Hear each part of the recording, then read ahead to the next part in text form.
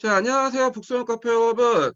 자, 오늘은 이제 처음으로 줌 강의를 이제 시작하려고 해요. 그래서 보통 이제 예전에는 직강 하면 그 강의실 빌려가지고 이렇게 진행을 했는데 이번부터는 이 코로나 확산을 계기로 해갖고 아예 이제 이렇게 줌 강의로 이렇게 직강을 대신하려고 하거든요. 그래서 직강은 그러니까 이제 강의실 빌려갖고 하는 직강은 한 달에 한 번씩 이렇게 진행을 할 거고요. 그리고 이제 일반 그 서포트 사람이 아닌 일반 분들이 이제 참여하시려면 제가 이제 그 매번 강의할 때마다 제가 그 역사 특강 시청방에 링크를 달아드릴 거예요. 예, 링크 타고 들어오시면 돼요. 그래서 링크 탈 때 별도 이제 가입할 필요는 없고요. 그 어플 깔고 이렇게 들어오시면 되거든요. 그리고 자기가 이제 그걸 잘 모른다, 줌 사용법 모른다, 그러면 그 네, 유튜브 가갖고 검색을 해갖고 한번 보시면 될 것 같아요. 저도 지금 저번 달에 제 서포트 사람들 대상으로 해가지고 한번 시범 강의를 해봤어요. 짧게. 그래서 요번에 이제 정식 강의를 이제 진행을 하고 있거든요. 그래서 저도 이 기능을 완전하게 숙달을 못하기 때문에 도중에 이게 어, 좀 오류가 있을 거예요. 사용할 때. 예, 그 좀 양해해 주시고요. 자, 그러면 지금 이제 그 강의 이제 시작을 하겠습니다. 자,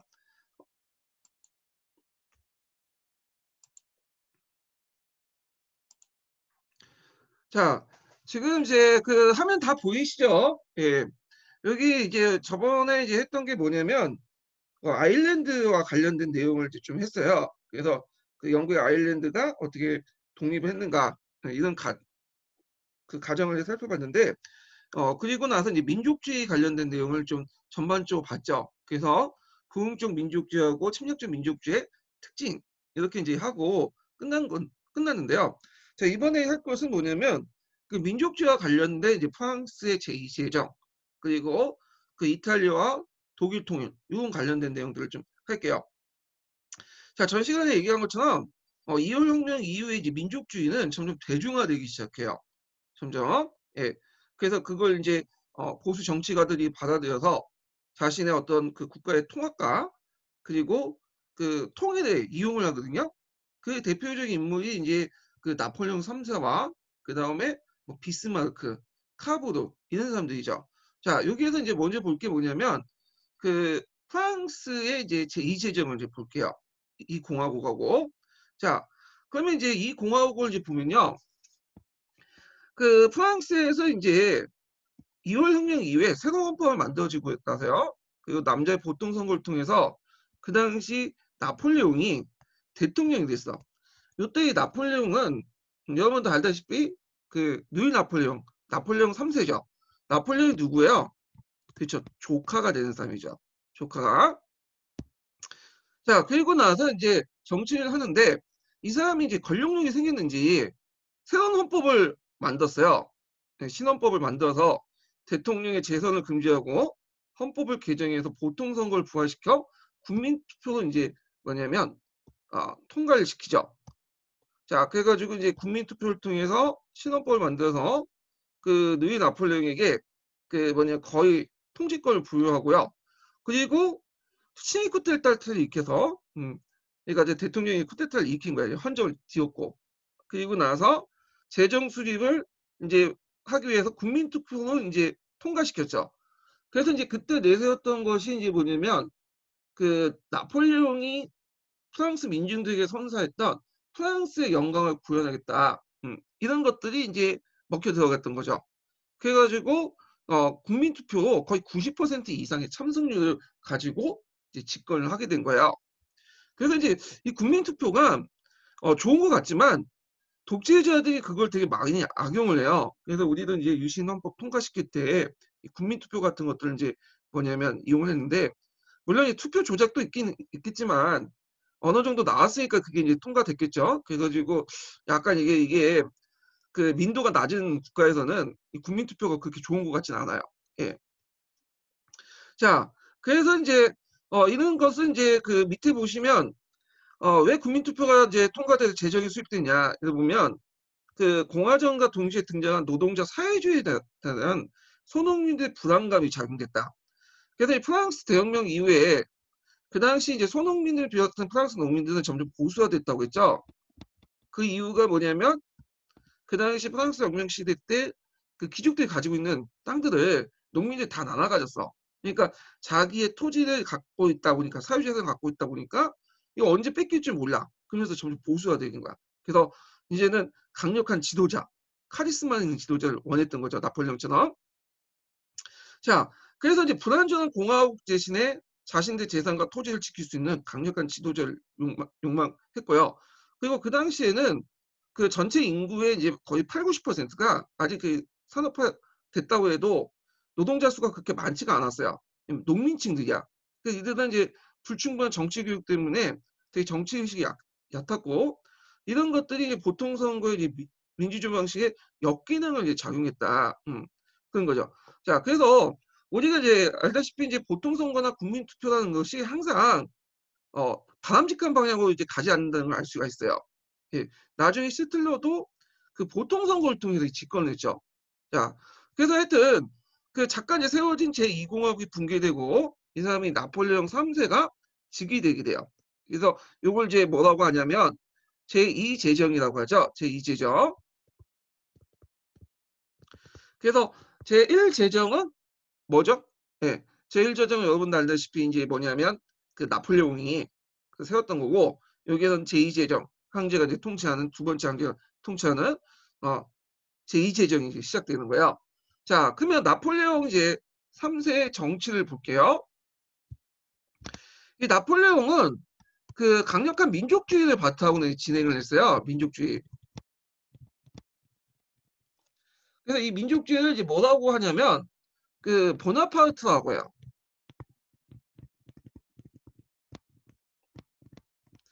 보나파르타라고 하는데 이 보나파르타는 나폴레옹이 원래 성이에요. 예.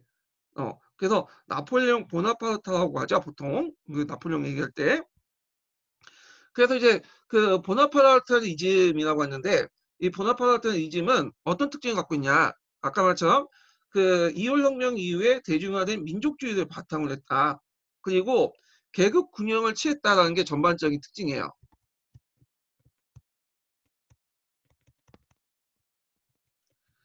그래서 이제 여러분들 이제 보시면 알겠지만 그 정책들 보시면 알겠지만 나폴레옹 정책은 그 당시 그 성장했던 부르주아 계층과 프롤레타리아 계층을 이익을 대변했어요. 그래서 이제 어느 쪽에 한쪽에 치우치지 않게 균형적으로 이렇게 대변을 하려고 했다. 그래서 정치적 기반은 보수적인 그 소농민을 바탕으로 하고 그리고 이제 정책 같은 경우에는 부르주아 프롤레타리아 세력 균형 위에 성립된 좀 약간 진보적인 정치는 아니고 반동적인 독재 정치였다. 이렇게 보시면 돼요. 그래서 우리가 이제 얘기하는 그 뭐라고 할까요? 개발 독재? 그러니까 정치적으로 억압하는 대신에 경제적으로 뭐냐면 나름대로 발전시켜주고 그리고 이제 대외적으로 볼 때는 예전에 나폴레옹이 보여줬던 프랑스의 영광을 구현하는 거야. 근데 이제 여기 보시면 알겠지만 내정 같은 경우에는 초창기 때는 어느 정도 성공을 했지만 나중에 좀 약간 실패했고 외정은 완전히 개판쳤어. 그러니까 이제 우리가 생각하는 그 나폴레옹 영광을 국민들에게 보여주지 못했어요. 그래서 결국에는 자유체제로 재정체제로 넘어가게 되고 그것이 이제 좀 있다가 이제 보궐전쟁으로 끝나게 되죠. 제2제정은. 자, 그러면 그 나폴레옹 3세 정치를 이제 좀 볼게요. 일단은 그 자유주의가 후퇴됐다. 정치적 독재를 하죠. 언론 탄압을 하고. 그리고 공직자들에게 충성 서약을 요구하고요. 대신에 경제적 번영을 포방을 했죠. 그래서 이제 이 사람의 별명이 뭐냐면 마상의 생시몽이야. 마상의 생시몽은 말 위에 타는 생시몽이다. 라는 뜻이죠.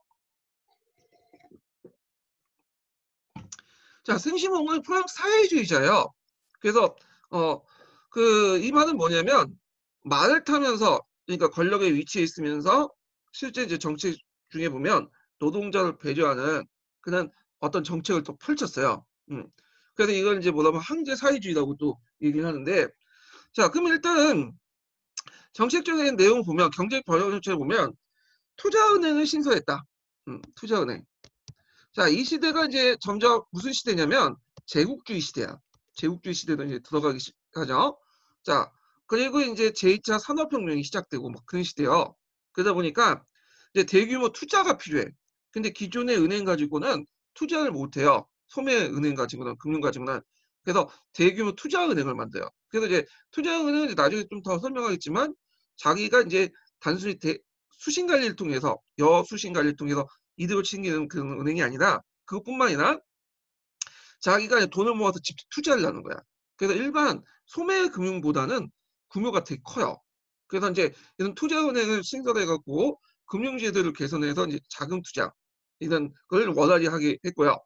그리고 이제 산업을 발전시키려면 SOC가 필요하죠. 사회 기반 시설이요.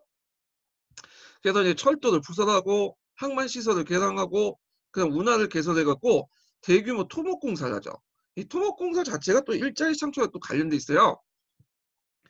자, 그다음에 이제 그 중국 같은 건 육성을 하고요. 그리고 이제 도시 계획을 하게 되는데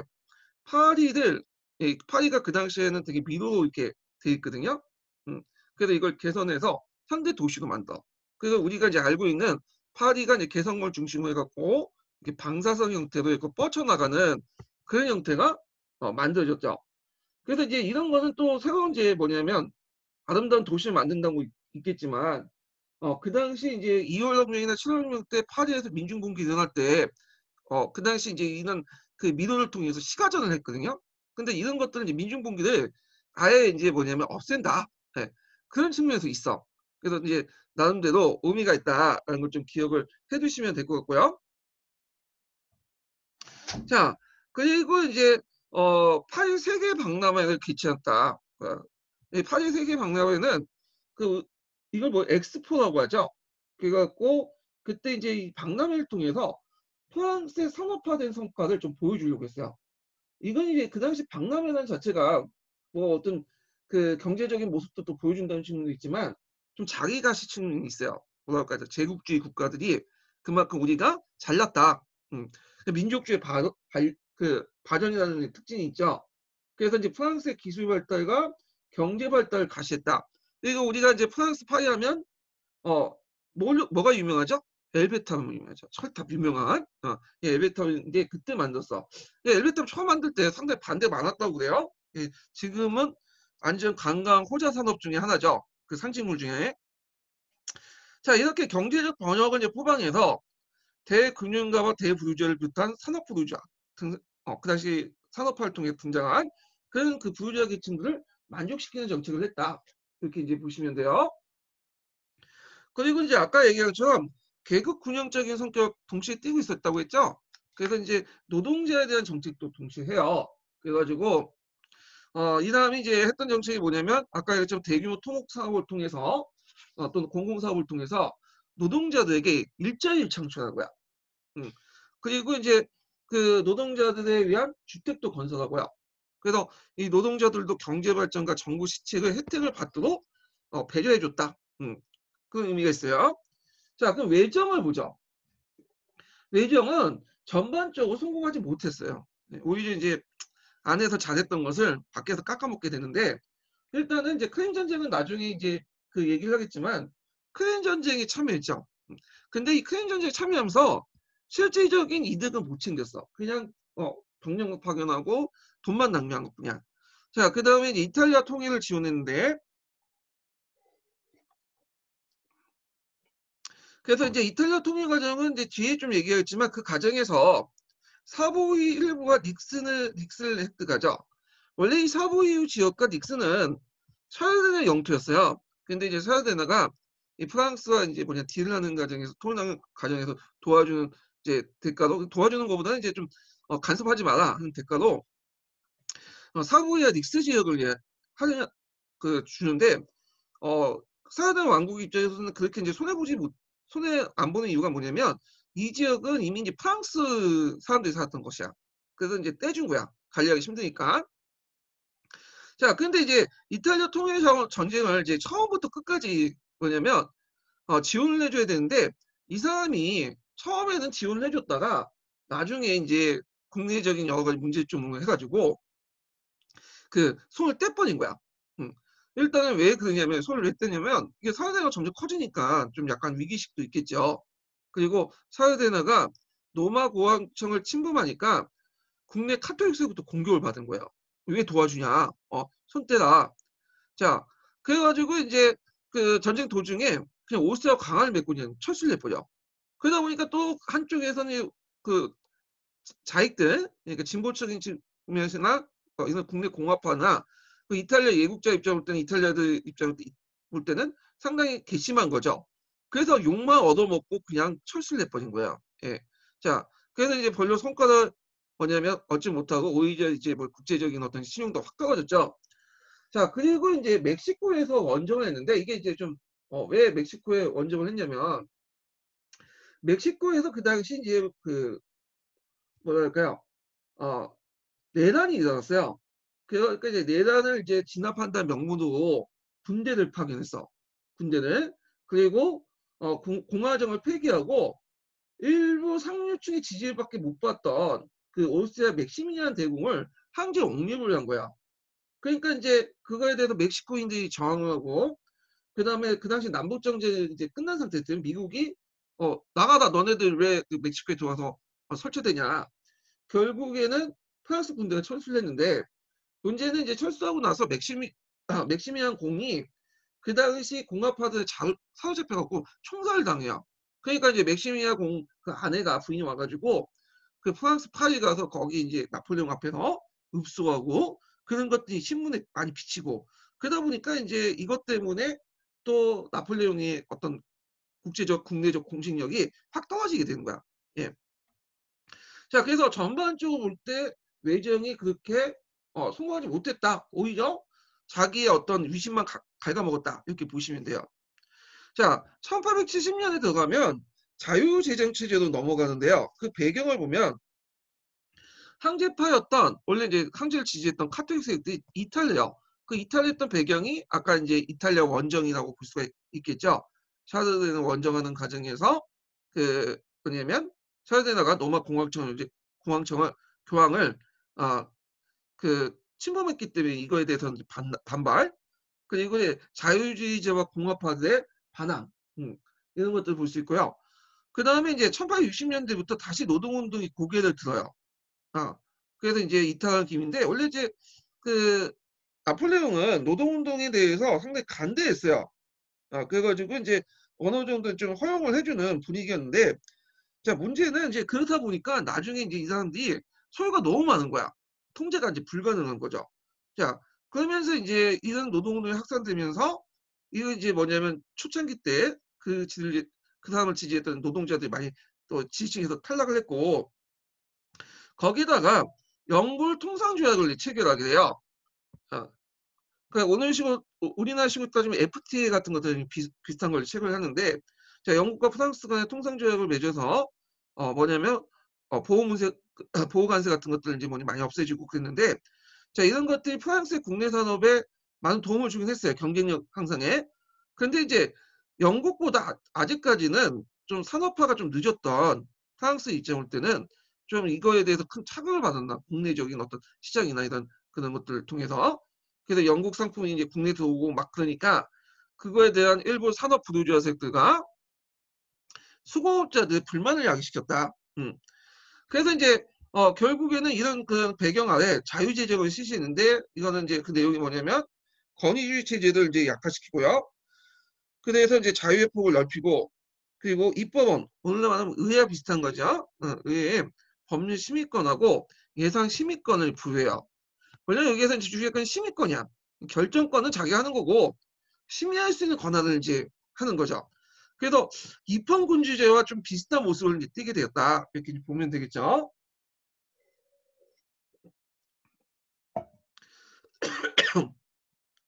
자, 제2제 붕괴 과정을 볼게요. 이 제2제 붕괴의 결정적인 사건은 프랑스와 프로이센의 전쟁이에요. 이 보불 전쟁이라고 하죠. 그래서 이제 이때 프랑스와 프로이센 전쟁에서 이 당시 이제 그 세당 전투에서 프로이센군에게 나폴레옹이 항복을 해. 그리고 이제 망명을 가죠. 자, 그래서 이제 파리의 민중들이 봉기를 하고 입법원은 재정의 몰락을 선언하고요. 그리고 임시정부, 티에드라는 사람이 있어요. 임시정부 이끌었던 사람이 티에드거든요. 티에드가 이제 제3공화정을 선포하죠. 그래서 이제 잠시 그 국민의회가 이제 만들어진데 여기에서 새롭게 만들어진 국민의회는 이제 왕당파들이 주도해요. 그래서 왕당파를 비롯한 보수파들이 다수고요. 그리고 이제 그 당시 임시정부는 포위생과 강화협정을 맺으려고 했어요. 그래갖고 이제 그 알사스 로렌 지역을 일부 양도하고 이 땅이 이제 예전에도 얘기했지만 그 프랑스하고 독일이 서로 주고받은 땅들이야.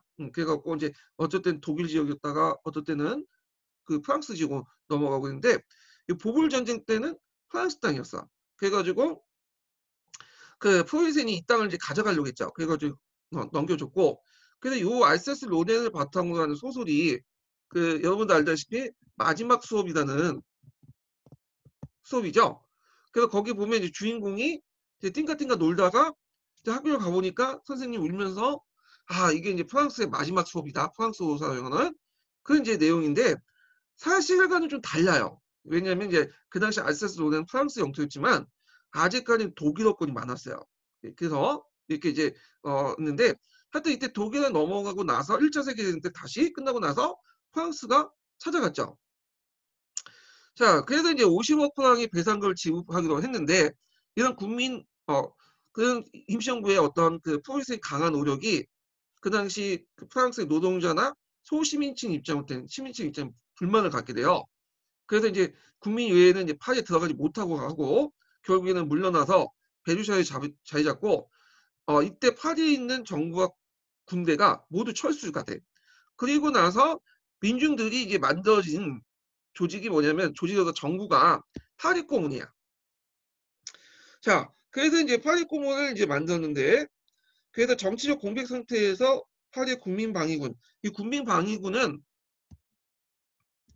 민중들로부터 조직된 거야. 파리 민중들. 그래서 처음에는 약간 뭐랄까 정부군하고 약간 비슷했어요. 정부군에 한 산하에 있었던 거고 프랑스 그 정부 임시정부에서 월급도 주고 뭐 식량도 대주고 그랬거든요.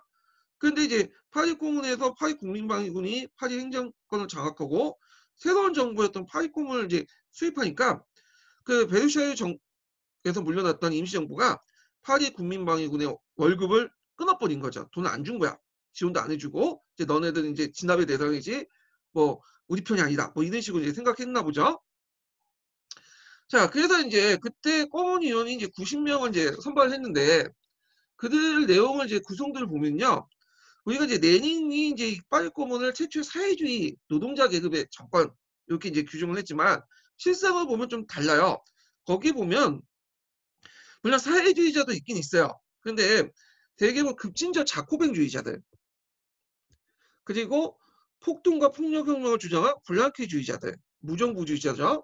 그리고 이제 소수의 1차 인터내셔널 계열 사회주의자들 그러니까 마르크스주의자보다는 포어동주의자들 그런 것들이야. 그러니까 이 급진적 자코뱅주의자들은 그 우리가 얘기한 샹키르트 사람들 있죠.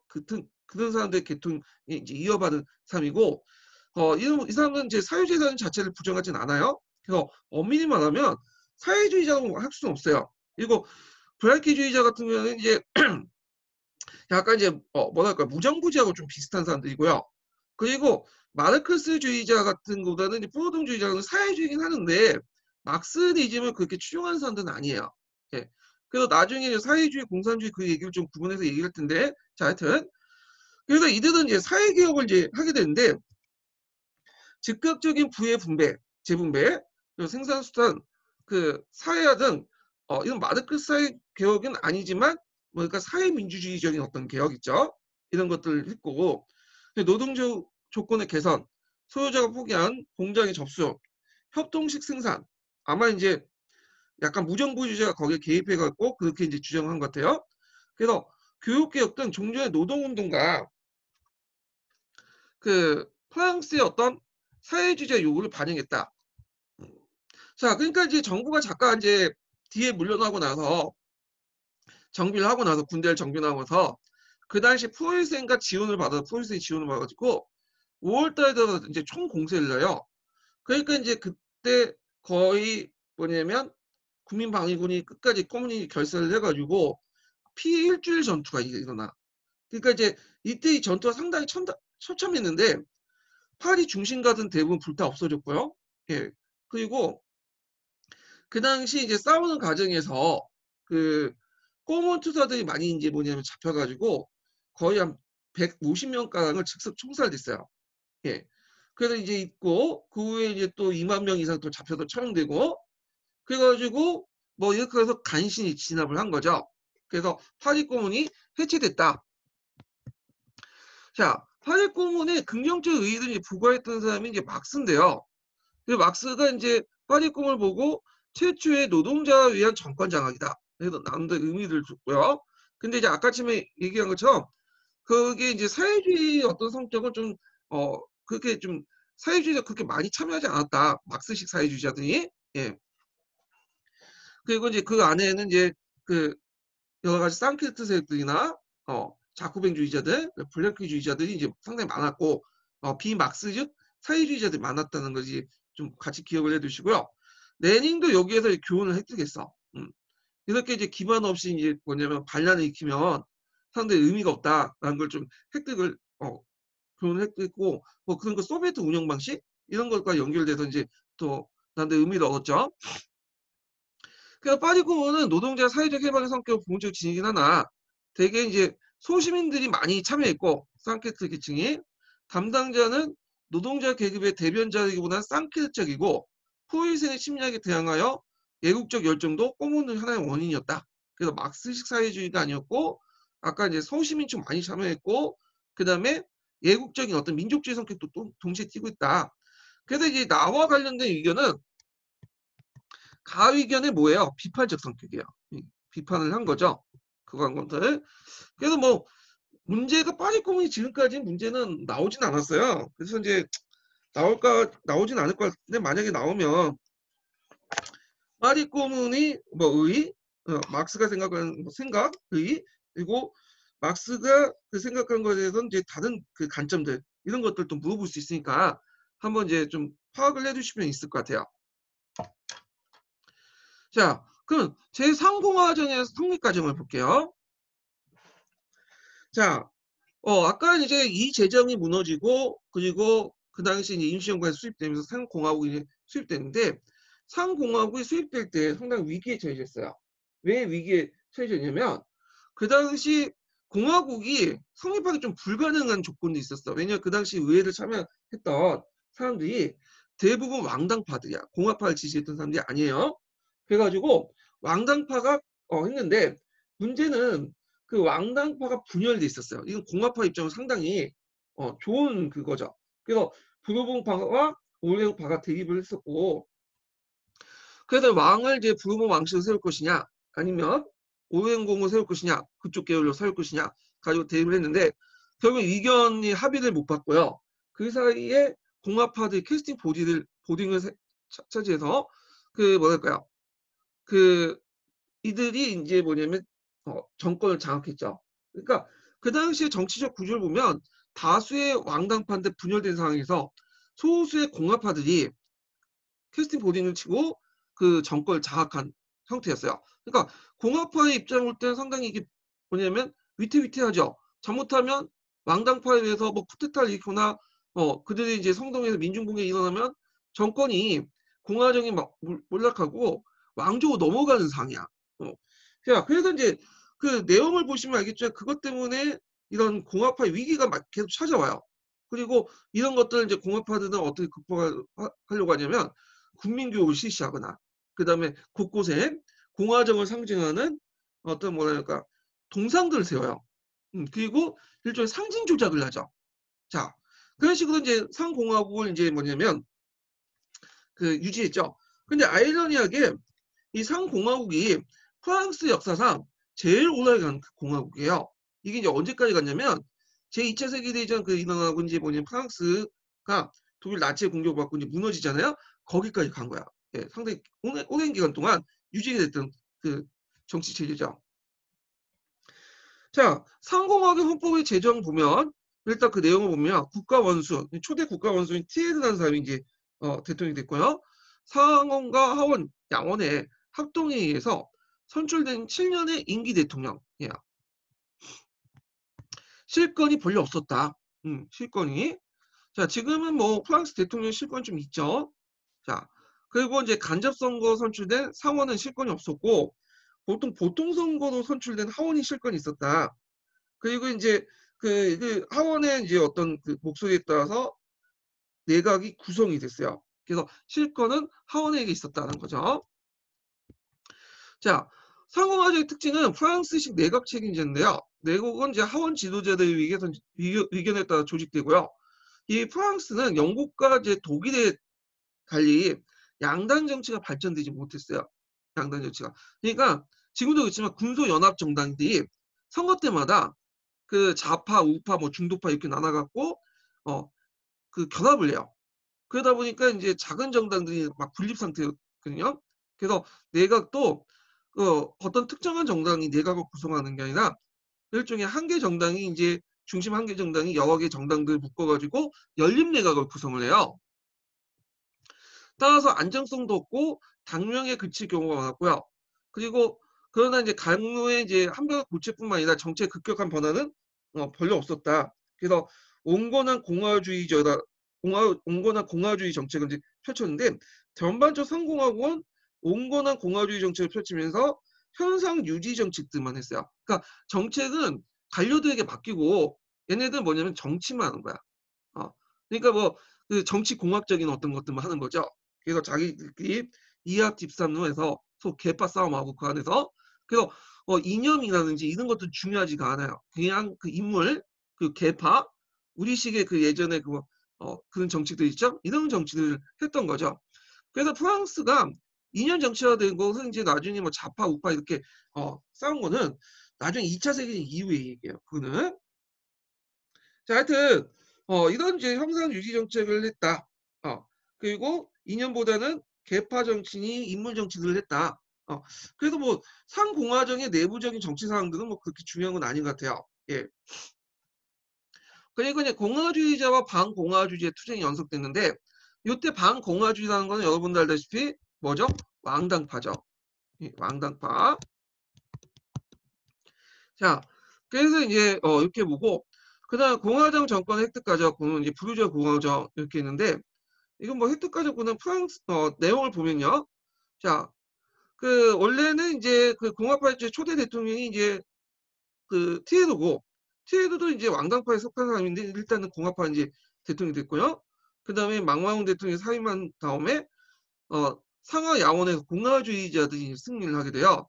그러면서 강페타라는 사람이 이제 왕당파 대통령을 물리치고 이 공화파가 위에를 이제 장악을 하게 돼요. 그래서 강페타를 중심으로 해서 공화파 위에가 이제 장악이 됐다. 그래서 초창기 때는 왕당파들이 대통령도 해먹고 그 다음에 또 그 위에도 장악했는데 이제 시간이 지나면서 공화파의 의회나 대통령까지 다 해먹었다. 이렇게 이제 보시면 되겠죠. 그리고 아직까지는 일단 왕당파 세력들이 되게 많이 남았어요. 그러니까 이제 공화주의 이념을 좀 보급시킬 필요가 있겠죠. 그래서 그 뭘 실시했냐면 초등교육 제도를 확립했어. 의무 초등교육 제도. 그래서 의무, 무상, 세속의 3원칙을 이제 했는데 뭐 의무 무상 같은 경우는 여러분도 아시는 거고 세속 같은 건 왜 그러냐면 그 당시에 그 초등교육이나 여러 가지 교육기관을 장악했던 사람들이 어떤 집단이 카톨릭이에요. 카톨릭. 카톨릭 세력들인데 이 카톨릭 세력들은 공화파 쪽에 있는 사람들이 아니에요. 이 사람들은 왕당파 쪽에 있는 사람이야. 그러니까 이제 카톨릭과 왕당파가 손을 합치고 애들 교육을 장악하니까 잘못하면 오늘날과 일베하고 비슷한 교육을 할 수 있겠다. 그런 생각을 했나 봐. 그래가지고 이제 뭐냐면 교육에 종교단체가 개입한 걸 금지시켜버려요. 철저하게. 그래서 근데 지금도 그 원칙이 유지가 돼요. 그래서 이런 그 원칙에 이끌어서 공화주의 이념을 널리 확산시키는데 이런 것들을 이용했다. 예. 자, 그래서 이제 이런 것도 같이 기억을 해주시면 될 것 같고요. 그리고 이제 이 공화주의 이념을 확산시키는데 한 방법 중에 하나가 뭐냐면 공화국들의 상징물들을 많이 만들었죠. 그래서 상징 조작을 한 거야. 그래서 동상을 많이 만들어가지고 했던 것도 있어요. 자, 그럼에도 불구하고 공화정 안에서 여러 위기들이 발생을 해요. 그래서 이제 여기에서는 브레젠 장군의 쿠데타와 그다음에 드레프시 사건을 이제 드는데 다 이가 이제 공화정의 위기와 관련된 사건이죠. 자, 그렇지만 이제 공화정 위기와 관련된 것들은 그거 외에도 대통령 사이의 부정 사건이 있어. 그래서 그 대통령의 그 사이가 레지옹 도나를 이제 뭐냐면 돈을 받고 이제 뭐냐면 해가지고 매매해가지고 나중에 그 책임을 지고 대통령 상임한 사건이 있고요. 그 다음에 이제 파나마 운하회사 부정 사건 같은 것들이 있거든요. 어.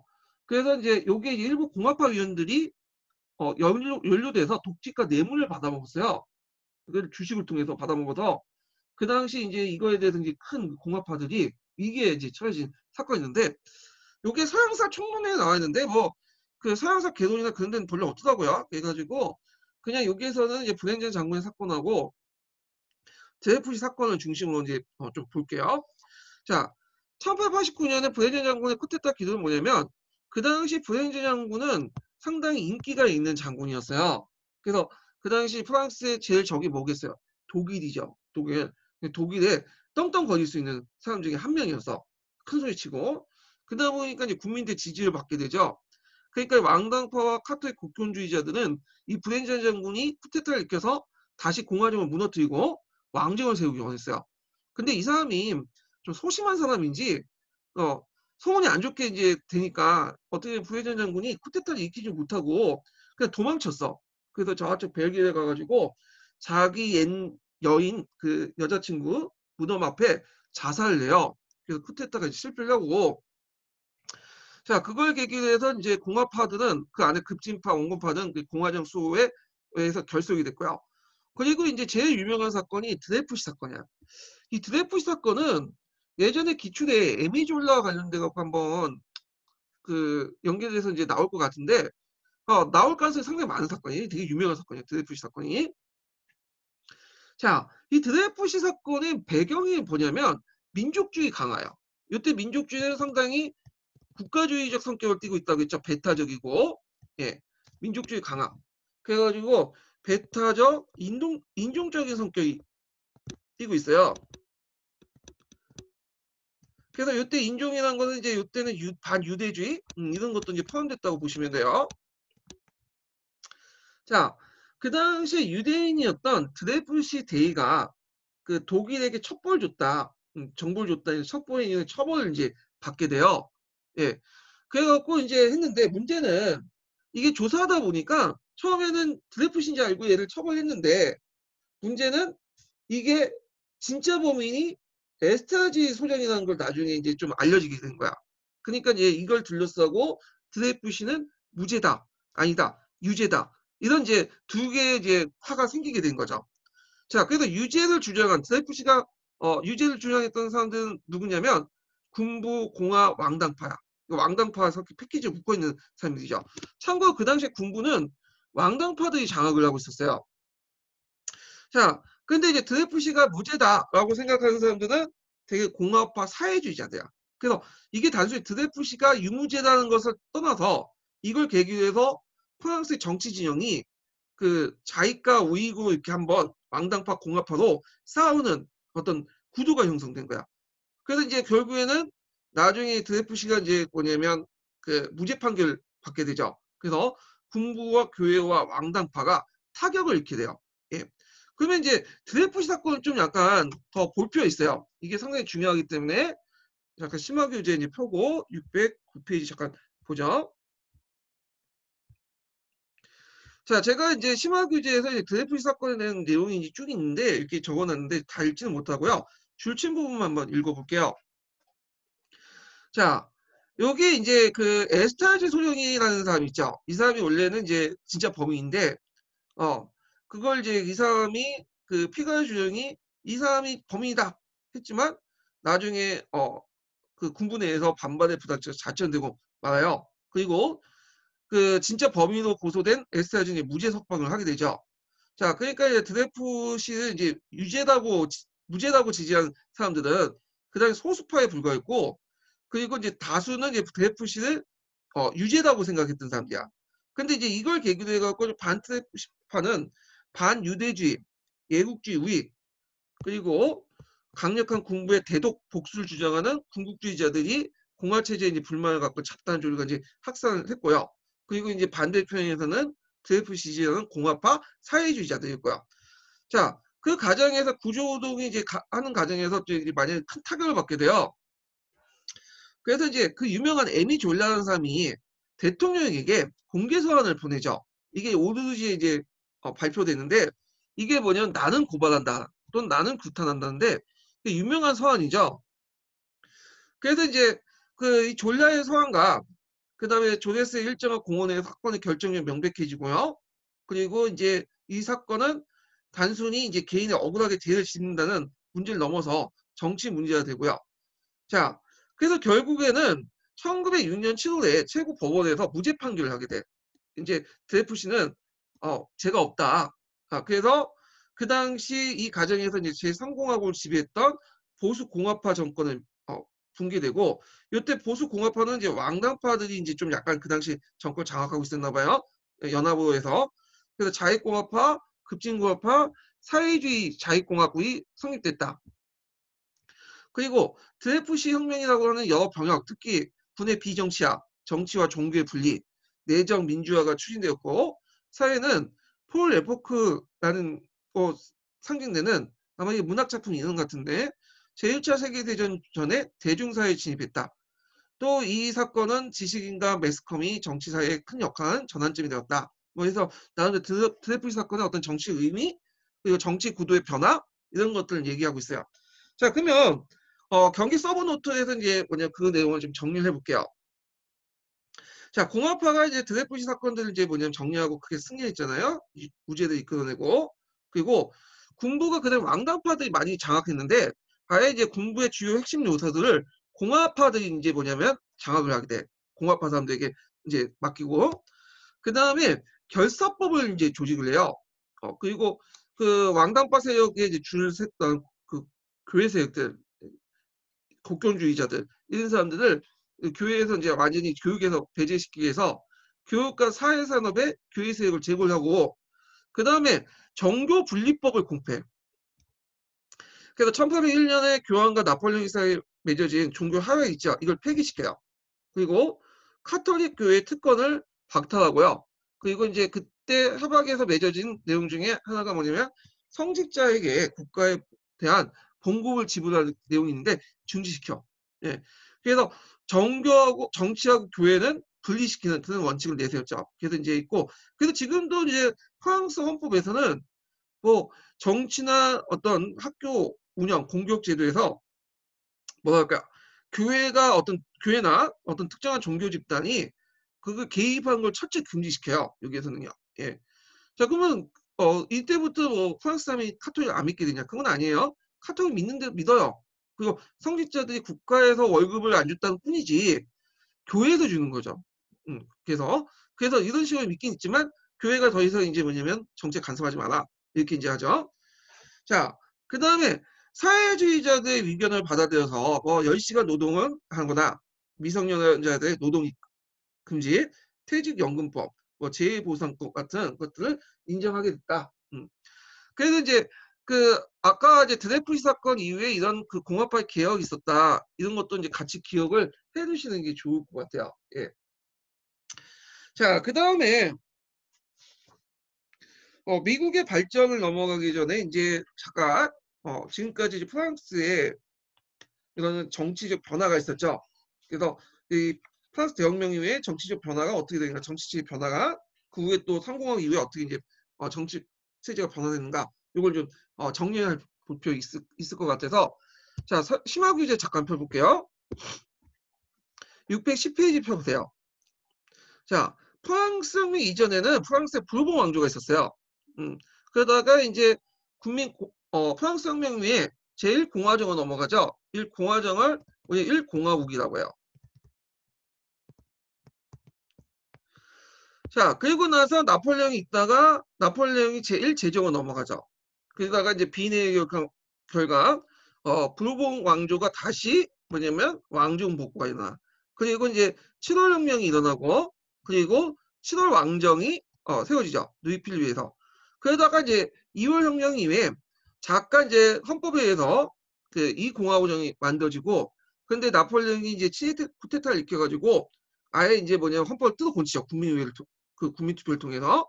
그래서 제2제정이 나고 근데 제2제정은 보불전쟁 이후에 끝나요. 그리고 나서 제3공화국 넘어가죠. 근데 이 3공화국이 위태위태했지만 제5대 갔어요. 그래서 이제 예전에 카페 방주처럼 그래서 이제 2차 세계대전에 뭐냐면 타격을 받고 이제 뭐냐 무너지죠. 독일의 나치 공격받고. 그리고 이제 2차 세계대전 때 여기에는 뭐 나오진 않지만 비시 정부가 있었어요. 그 남프랑스의 그 온천에 유명한 비시라는 그 곳이 있는데 거기에 정부가 세워졌어. 근데 이 비시 정부는 뭐예요? 거의 시틀레 꼭두각시 정부죠. 하여튼 그 비시 정부가 있고 그 다음에 이제 드골 같은 사람이 이제 자유 프랑스라 해가지고 어떻게 돼요?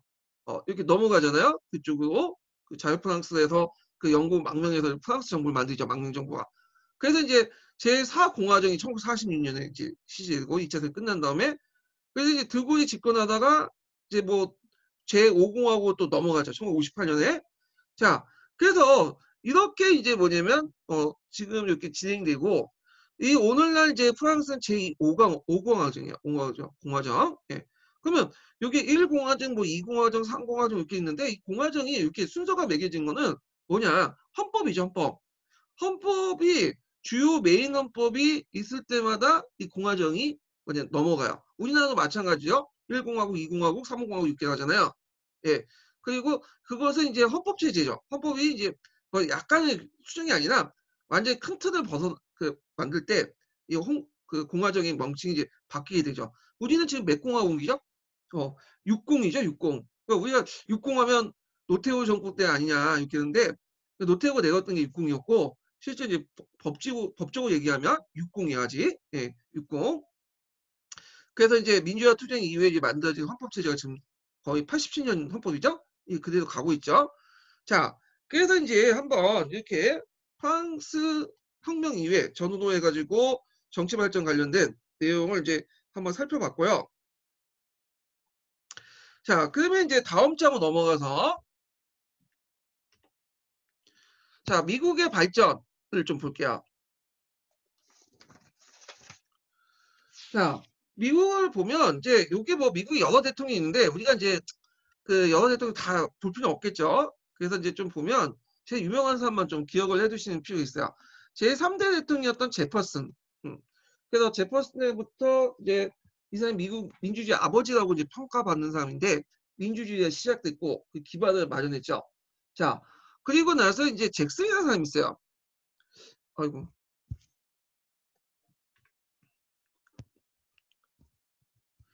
잭슨인데 잭슨은 미국 대통령의 간종 같은 역할을 했던 지금 간종도 트럼프가 하잖아요. 예. 그래서 이 사람은 독특한 사람인데 출신 배경부터 좀 달라.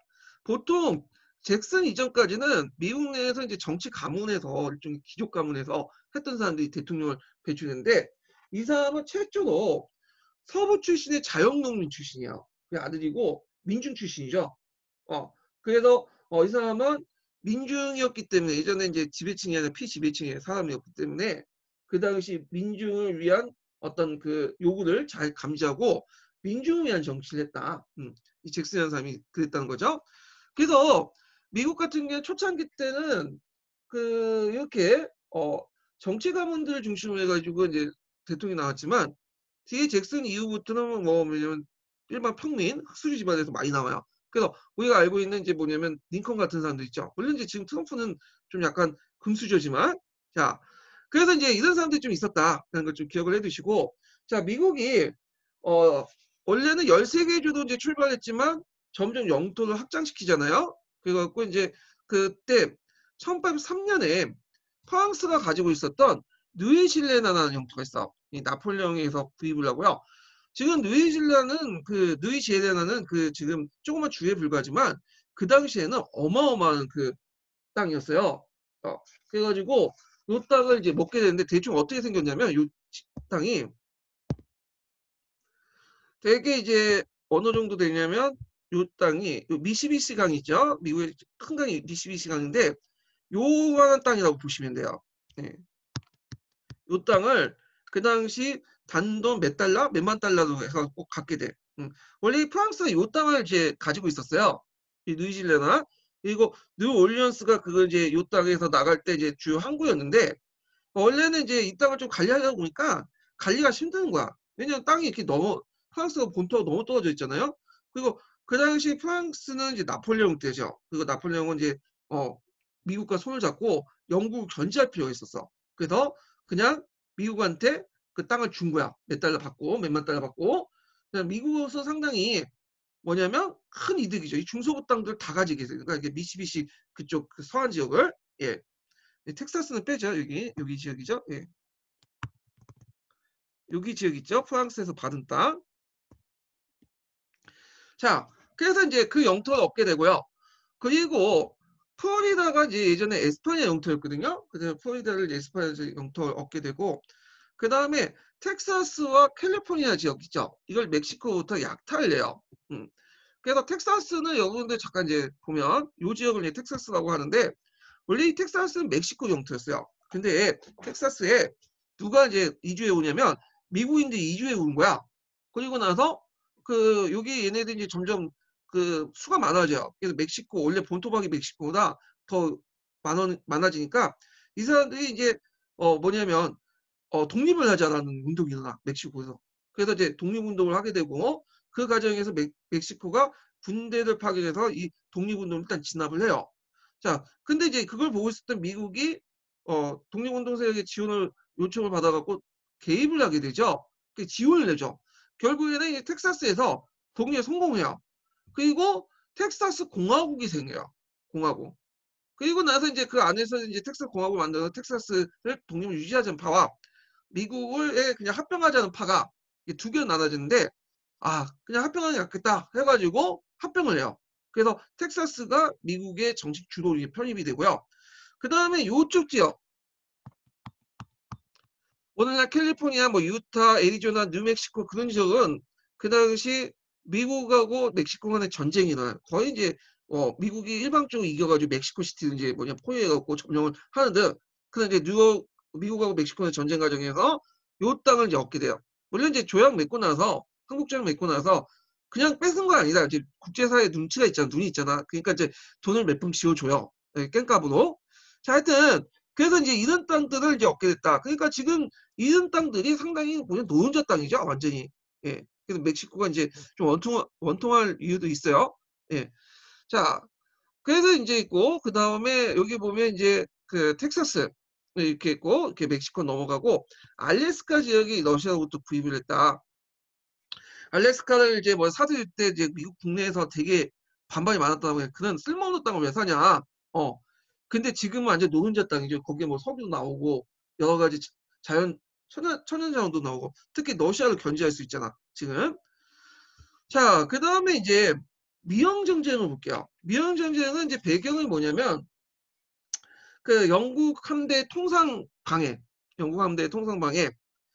왜냐면 그 당시 프랑스하고 영국이 싸우고 있었죠. 나폴레옹 시대니까. 예, 그래갖고 이제 미국이 영국보다는 프랑스하고 이제 뭐냐면 사이가 좋았어. 그러니까 영국 배들이 미국 함선들이나 함선을 보면 납포를 해가지고 자기 거 끌어들여. 그리고 나서 거기에 있는 승무원들 영국 국적으로 만든 다음에 수병으로 또 이렇게 채용을 해요. 이런 식으로 강제로 이제 뭐냐면 수병을 사용하게 되죠. 그러니까 이거에 대한 불만. 그다음 미국에서 저 북쪽에 캐나다를 공격해서 우리가 먹겠다 그런 생각을 가지고 있었던 거야. 왜냐면 이제 캐나다를 이제 그 당시에 영국 시민지였죠. 캐나다가 어마어마하잖아요. 그래서 캐나다가 이제 영국 시민지고 그 캐나다 프랑스인들이 상당히 많아요. 인구의 한 3분의 1 정도 있거든요. 그래가지고 요 캐나다를 공격하면 거기 있는 프랑스인들이 합류할 거다 이렇게 생각을 했는데 막상 전쟁을 하니까 그건 아니다. 오히려 프랑스 사람들이나 영국 사람들이나 다 이 영국인들 지지했어요. 영국 정부를. 특히 거기에 왕당파들 그 예전에 미국 독립혁명할 때 왕당 그 영국 지지했던 세력들이 상당수 프랑스로 넘어갔던 거야.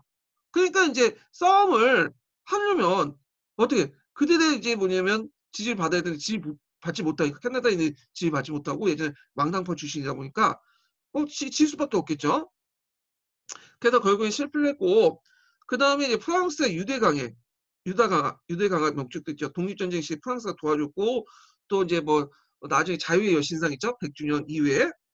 이런 것도 좋고, 물론 이게 뒤의 일이지만, 자, 결국에는 전쟁이 흐지부지해서 그냥 끝났어요. 예, 끝나고 그냥 없는 걸로 됐어. 그냥 서로. 네, 그래가지고 했지만 미국 국민의 통합을 이뤘고요. 이걸 통해 국내 공업 발전. 그 다음에 이제 여기는 또 없지만 백악관이 이제 그때 건설됐다. 백악관이 이제 이때 이제 명칭이 만들어졌죠. 백악관. 건설됐다보다는 중축했다고 보시면 돼요. 왜냐 전쟁 와중에 이제 워싱턴이 잠깐 함락이 됐었어요. 영국군한테. 그때 영국군이 백악관에 들어가서 이게 잘못 썼네. 백악관에 들어가고 그 건물이 불타 없었거든요. 그러니까 이제 백악관이 돌아오니까 이제 뭐냐면 나중에 영국군이 출수해서 들어오니까 그 백악관 자체가 검게 이제 불타는 흔적만 남아 있는 거야. 아예 이참에 그냥 색을 바꾸자 해갖고 하얀색으로 다 칠했어. 그래서 이제 오늘 백악관이라는 그 명칭이 나왔고요. 그 다음에 이제 이때 전투하는 과정에 유명한 전투가 뭐냐면 막판에 맥키린 요새 전투가 있어요. 그래갖고 그때 맥키린 요새 전투에서 그때 배경으로 했던 그 노래가 널리 이제 퍼졌는데 성조기의 영원한 노래예요. 이것이 오늘날 미국의 국가가 된 거야.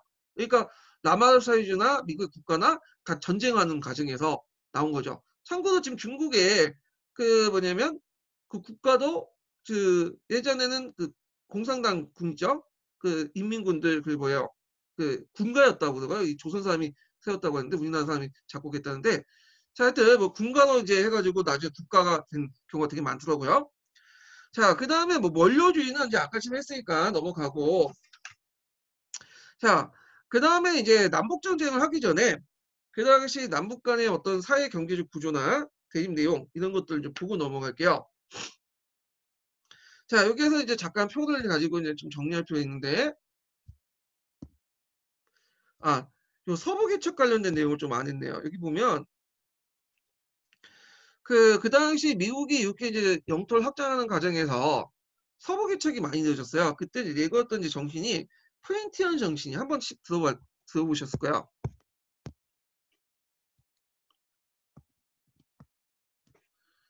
그래서 이 프렌티언 정신을 내걸고 그 당시 동부의 빈민이나 새로운 이민들이 그냥 원주민들을 이제 그 뭐냐면 학살하면서 서부를 개척했거든요. 그때 이제 이 과정에서 함양된 능력주의 개인주의와 신지적인 프렌티언 정신이 나중에 뭐 미국의 국민성에 뿌리를 뽑았다. 뿌리를 받게 되었다. 뿌리를 받게 되었다. 이렇게 주장하는 사람도 있어요. 자, 하여튼 프렌티언 정신 좀 기억을 해두시고 그 프렌티언 정신이 밑바닥에는 많은 인디언들이 학살당하는 그런 역사도 같이 깔려 있는 거죠. 그래서 교과서에 보시면 여기는 안 나왔지만 일단 교과서에 보시면 미국의 서부 개척 과정에서 인디언들이 많이 학살된 내용들이 나와 있어요. 그래서 그거 한번 찾아서 보시는 것도 좋을 것 같아. 결국엔 1840년대 미국은 대서양에서부터 태평양에 이르는 대륙국가를 형성했다. 이거 어마어마한 땅들 보세요, 그냥. 그래서 미국은 진짜 축복받는 나라예요. 왜냐면 지정학적으로 상당히 좋은 위치에 있어. 이 땅들이 러시아처럼 이렇게 피오는 땅들이 없는 것도, 피오는 땅이 적은 것도 아니고 다 쓸모있는 땅이야. 예. 그리고 그 밑에 멕시코나 캐나다는 미국의 안보적 위험에 뭐냐면 크게 끼치지 못하죠. 예. 그리고 안보적 위험에 끼친 나라들은 어디예요? 다 대서양 태평양이랑 큰 바다 떨어져 있고요. 그러니까 미국은 이제 이런 넓은 땅과 그 옥토와 그리고 거기 이제 석유라든지 뭐 여러 천연자원에 나는 그런 거가 미시피시강 같은 여러 강들을 잘 이용해서 국가가 이제 발전을 한 거죠. 예. 그래서 이런 국가의 지정학적 위치가 상당히 중요할 것 같아. 하여튼 대서양이나 이제 태평양 이런 대륙국가를 형성했고요. 자, 그러면 이제 남북과 북부의 대립 과정을 이제 보면 일단 이제 자세한 내용은 이제 좀 뒤에 할 테지만 여기는 표로 이제 한번 정리해 보면요. 자, 남부는 대개 면화, 담배 재배 같은 그들 주 사업을 해요. 그래서 주요 계층이 대농장들이에요. 그리고 이제 북부 같은 경우에는 산업화가 이제 시작되기 때문에 공장주, 상공업자, 자영농민 계층들이 많아요. 자, 노예제도 입장을 볼 때는 남부에서는 상당히 필요하죠. 노예제도 좀 이번에도 시험 나왔죠. 예, 그래서 이거 뒤에 좀 자세히 설명하겠지만 왜냐하면 노예가 필요하죠. 흑인 노예 특히 농장 경영에 꼭 필요한. 그런데 이제 북부 입주할 때는 반대했어요. 왜냐하면 노예는 감시 비용만 더 많이 들어가요. 그래서 이 어느 정도 이제 정교한 어떤 그 노동을 하려고 하면 공장 일을 하려면 이들이 자발적으로 해야 되거든. 그러면 노예보다는 인건비가 싼 자유인이 필요해. 이들은 감시 비용이 상당히 적게 들죠. 자기들이 월급 받고 일을 하니까. 그래서 이제 이렇게 있고 그 인도주의 입장에서 이제 반대를 했던 거고요. 자, 권력 형태에서는 북부에서는 연방주의, 중앙 권력을 강화시켜야 된다. 근데 남부는 분권주의, 주의 권한을 강화시켜야 된다. 그런 거고요. 자, 무역 정책에서도 미국은 보호무역, 아니 북부는 보호무역, 남부는 자유무역이야. 왜냐하면 북부 입장은 새로운 신생 국가니까 그 산업화를 이루다 보니까 영국하고 있는 나라 대륙국가로 싸워야 되잖아요. 예, 경쟁을 해야 되는데 자국 시장을 이제 보호할 필요가 있겠죠. 그러니까 보호무역이 필요했던 거고 남부 입장 올 때는 주로 남부는 주로 이제 수출 누구한테 하면 영국과 형태야. 영국의 그 모카를 많이 수출하거든요. 그리고 영국부터 모카와 관련된 기계들을 많이 수입해 들어와요. 생필품도 또 수입해 오고. 그러니까 자신들의 보호무역을 통해서 그 관세를 높이면 영국도 뭐냐면 보복 관세를 매길 수 있는 거잖아. 그러니까 이제 남부에서는 당연히 반대를 하죠. 자, 그래서 이제 남부와 북부 간에 이런 사회경제적 어떤 이점 차이가 좀 있었다. 이런 것들이 노예제를 통해서 이제 포출돼 나온 거예요. 자, 그러면 내용을 이제 구체해 볼게요. 자, 1850년대 미국은 산업혁명이 본격화되면서 미국은 농업국가에서 농업공업국가로 변모했다. 농업은 남부, 그리고 공업국가는 북부 이렇게 있죠. 자, 그러한 이러한 공업화는 주로 동북부에서 진행됐기 때문에 지역 간의 산업과 사회경제적 구조가 경제구조가 격차가 심화됐다. 동부 지역 같은 경우는 자유임금 노동과 공업에 입각한 자본주의 사회가 형성됐고 이에 남부 같은 경우는 노예제를 바탕해서 면화재배 대농장이 지배지역이었다. 그러다 보니까 남부와 북부는 노예제를 놓고 갈등을 피웠다. 또한 동부 지역 같은 경우는 공업 발전에서 보호무역, 연방 정부의 강화 이런 것들을 주장했고 이에 외 남부 지역은 값싼 공산품 수입을 위해서는 자유무역과 주권 존중, 그러니까 주의 권한을 존중하는 지방 분권을 원했다. 자, 이런 사회경제적 구조 격차가 남북 간의 어떤 대립을 낳게 되고 그리고 이제 이때 서부 계층이 막 이루어지잖아요. 그러니까 서부 지역을 노예주도 할 것인가, 노예주도 아니 자유주도 할 것이냐. 그거 가지고 이제 격화됐던 거야.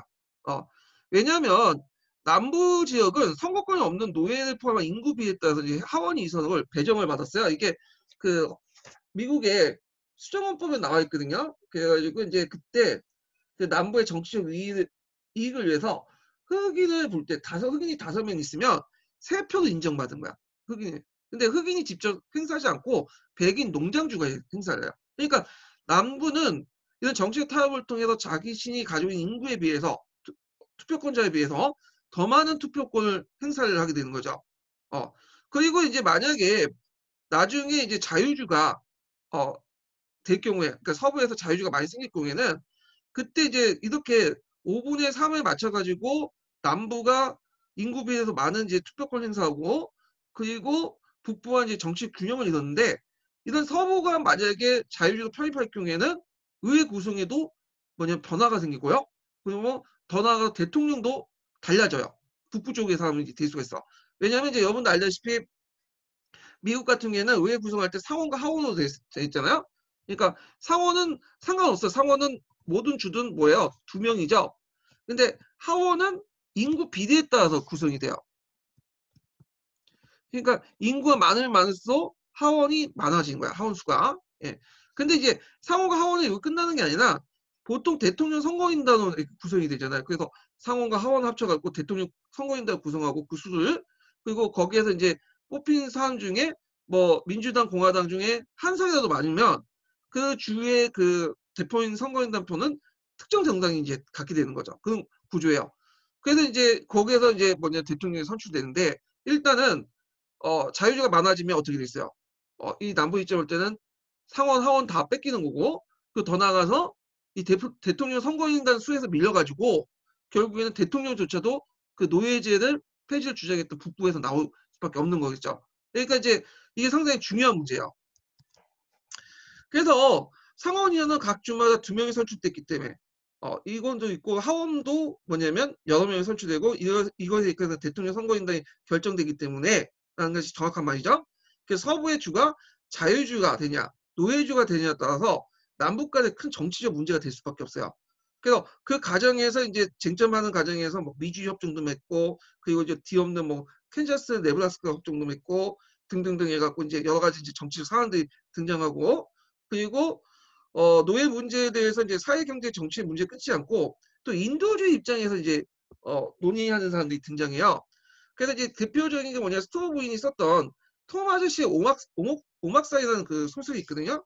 자 이것이 노예 제도의 폐지를 여론을 확산시키는 데 크게 기여해. 그래서 일개 문학 작품이 나중에 사회 정책에 큰 영향을 줬던 게 그 아마 들려면 이 스토어 부인의 톰 아저씨의 오막사이라는 작품일 거예요. 그래서 이제 이 스토어 부인은 뭐 했던 사람이냐면 그 노예 지하철을 운영했던 사람이야. 그러니까 남북 전쟁이 일어나기 전에 남부와 북부를 서로 연결하는 노예 지하철이 있어요. 원래 이렇게 지하철이 아니라 이건 이제 은유편인데 이렇게 이제 있고 여기가 북부가 있으면 여기 남부가 있으면 이 남부의 노예를 북부의 자유주 쪽으로 이렇게 뭐냐면 운송을 해야 돼. 그러니까 이동을 시켜야 돼요. 그때 한 번에 이동할 수 없으니까 밤에 몰래 뭐 이동하죠. 그 남부에 보면 물론 이제 노예제 찬성하는 사람이 더 대부분이지만 그 중에 일부 사람들은 노예제를 반대하는 사람도 있어요. 그 사람들이 이제 노예를 숨겨줘요. 그리고 나서 밤에 몰래 다음 지역 이동하고 그 다음에 이동하고 이게 이제 남부의 그러니까 이걸 이제 노예 지하철이라고 얘기하는데 이때 이제 거기에 북부에서 남부로 몰려갈 때 도망친 노예들을 안내하고 이렇게 이제 옮기는 그 사람들이 있어요. 이 사람들 뭐라고 하면 차장이라고요. 예. 그러니까 스토어부인은 남부의 삶에서 이 차장 역할을 했던 사람이에요. 그 사람이 쓴 게 톰 아저씨의 오막사이죠. 그러니까 그 노예의 비참한 생활을 아주 절묘하게 사실적인 리얼하게 표현했던 사람이야. 자, 그래서 이제 이런 인도주의 문제가 상당히 뭐냐면 부각이 됐다. 그것이 노예방에 어느 정도 영향을 미쳤다. 이런 것도 이제 같이 기억을 해두시면 될 것 같아요. 자, 그러면 여기에서 이제 더 살펴볼 것이 뭐냐면 뭐 미주의 협정이나 캔자스 네브라스카 협정 그런 내용들인데요. 잠깐 이제 심화 규제를 볼게요. 여기 내용이 별로 이제 많지가 않아 갖고 심화 규제 내용을 가지고 이제 하죠. 자, 요번에 이제 노예제도와 관련된 내용이 나왔죠. 미국의 노예제도. 그래서 한번 미국의 노예제도에 대해서 이제 얘기를 해볼게요. 자, 미국의 노예제도는 헌법에 명시돼 있어요. 그런 특수한 그 남부의 특수한 사항들이 다 명시되는데 남부는 정치적 이익을 위해서 흑인의 5분의 3 정도의 선거권을 백인에게 배정을 하죠. 그리고 남부는 노예를 제사를 간주하고요. 매매 상속이 가능해요. 그러면 미국의 노예 기원을 보면요. 처음에는 이 사람들이 흑인 노예만 있었던 게 아니에요. 흑인 노예는 별로 없었고 처음에는 원래는 백인 계약자들이 들어왔어요. 이들 이제 백인 노예라고 하거든요. 왜냐면 이제 이 사람들이 유럽에서 건너올 때 여러 가지 뭐 비용이나 운송비나 뭐 소개료나 이런 것들을 같이 해서 그 계약서를 작성하고 이제 와요. 그래서 의무 기간이 있어. 5년인가 10년? 그 5년, 10년 동안은 다른 데 못 나가는 거야.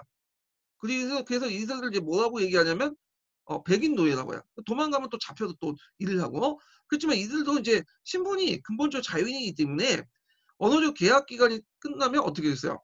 풀려나가서 자유농민화 되죠. 자, 그러다 보니까 이제 여러 가지 좀 문제점이 있었고, 계약 만료 때문에.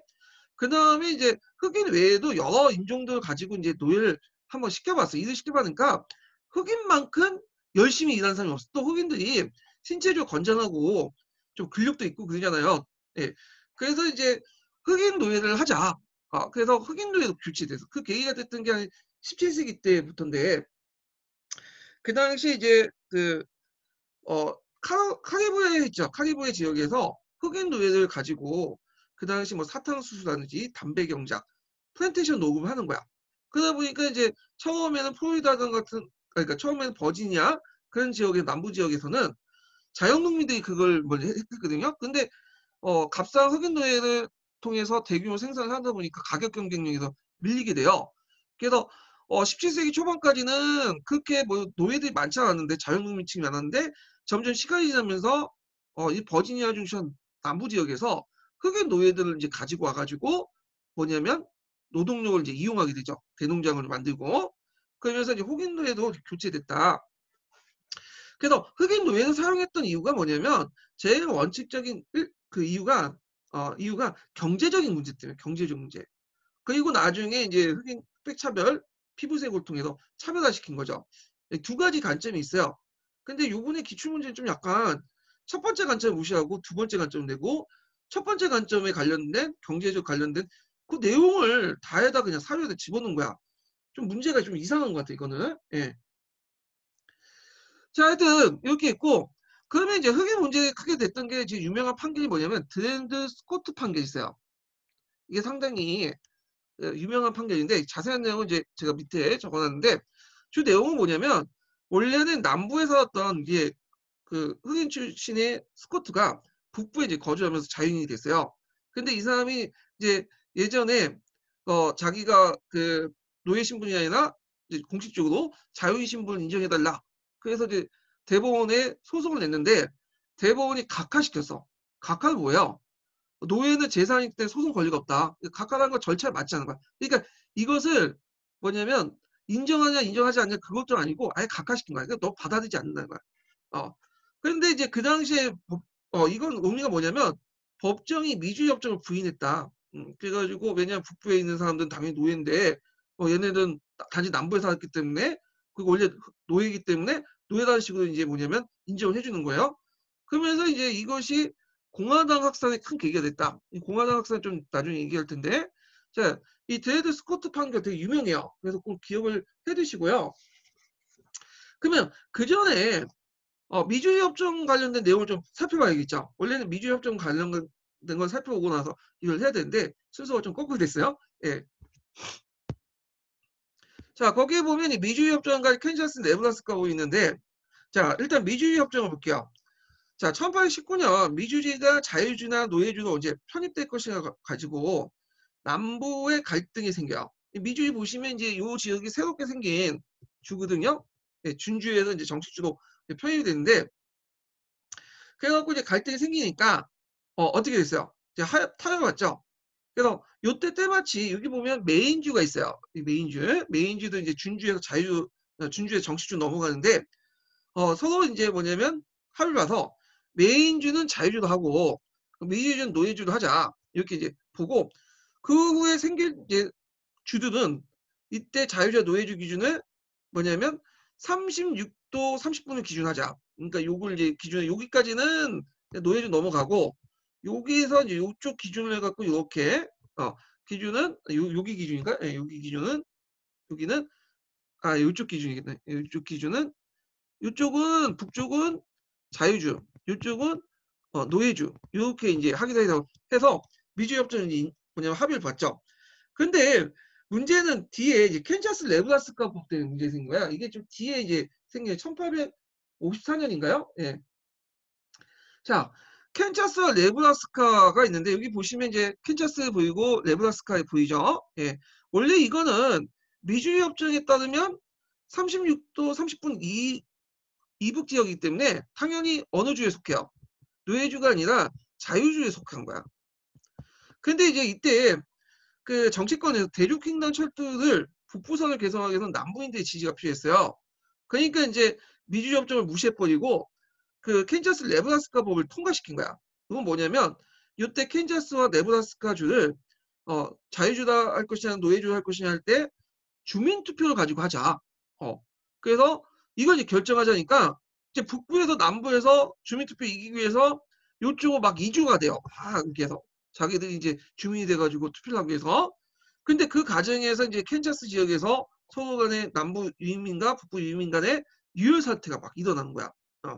그리고 이제 이때 계기를 해가지고 무슨 당이 만들어졌냐면 공화당이 만들었어.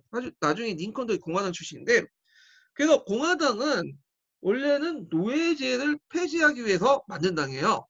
네. 그래서 이제 흑인들이 상당히 많이 지지했죠. 나중에 이제 흑인들이 투표권 가지고 나서.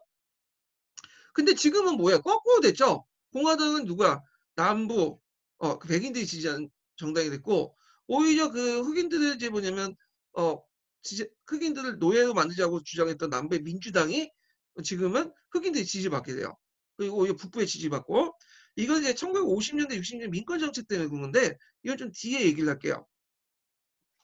자, 그래서 이제 이렇게 그 미주리 협정하고 캔자스 네브라스카 법 이런 걸 살펴봤고 앞에서 이제 얘기했던 그 스코트의 판결은 미주리 협정을 뭐냐면 부인하는 국가 그 대법원에서 부인하는 그런 판결이었다. 이렇게 좀 기억을 해두시면 될 것 같아요. 그래서 남북 간의 어떤 갈등이 이제 증폭됐다. 예. 자, 그래서 이제 이 내용들 이제 파악을 하고요. 자, 그 다음에 학교에서 서브노트에서 돌아서 잠깐 이제 좀 잘못된 게 있는데 거기 캔자스 네브라스카 협정에 보면 여기 그 이렇게 뭘까요? 민주당의 결정을 국민투표에서 위임하고자 한다 했는데 요게 틀렸죠. 국민투표가 아니라 이게 주민투표예요. 엄밀히 말해서 모든 국민들이 투표하는 게 아니죠. 네, 이거 좀 고쳐주시고요. 자, 그 다음에 이제 좀 쉬었다가 이 남북전쟁 관련된 내용을 이제 할게요.